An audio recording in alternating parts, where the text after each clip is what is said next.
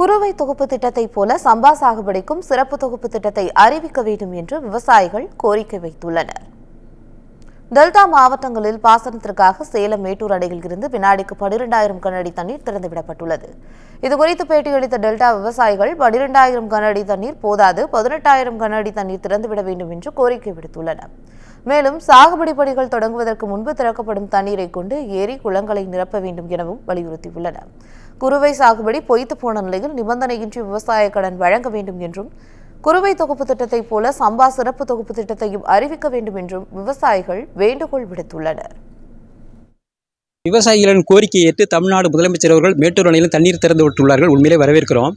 இந்த தண்ணி முழுமையாக போதுமா அப்படின்னா பத்தாது. ஏன்னு கேட்டிங்கன்னா 12,000 கனஅடி இங்கேருந்து போய் சேர்றது கடைமடை பகுதி வரைக்கும். எனவே 18,000 கனஅடி திறந்து விட படிப்படியாக தொடர் அதிகரித்தா தான் இந்த கடைமடை பகுதி விவசாயிகள் சம்பா சாகுபடி செய்யக்கூடிய சூழல் வரும். அதோடு மட்டும் இல்லாமல் ஏரி குளங்கள்லாம் காஞ்சி கிடக்கு, அதை தண்ணீரை நிரப்பக்கூடிய சூழல் உருவாகும். எனவே தமிழக முதல்வர் உடனடியாக இந்த நடவடிக்கை எடுக்கணும். அடுத்து உரங்கள்லாம் பார்த்தீங்கன்னா தனியார் கடையில் குறைவாக இருக்குது, ஆனால் சொசைட்டியில் விலை கூட இருக்குது. எனவே அதை மாற்றி அமைச்சு அதுக்கான என்ன தனியார் விலையை விட நாங்கள் சொசைட்டியில் குறைவாக இருக்கணும், குறைவாக இல்லாமல் அங்கே அதிகமாக இருக்குது. அதை மாற்றி அமைச்சு எங்களுக்கு தனியார் கடையில் விற்கிறத விட குறைவாக கொடுப்பதற்கு வாய்ப்பு உருவாக்கி தர வேண்டும். சம்பா சாகுபடிக்கு எங்களுக்கு சம்பா சாகுபடி தொகுப்பு கொடுத்து விவசாயிகளை மகிழ்ச்சி அடைய வேண்டும் என்பதை கேட்டுக்கொள்கிறேன்.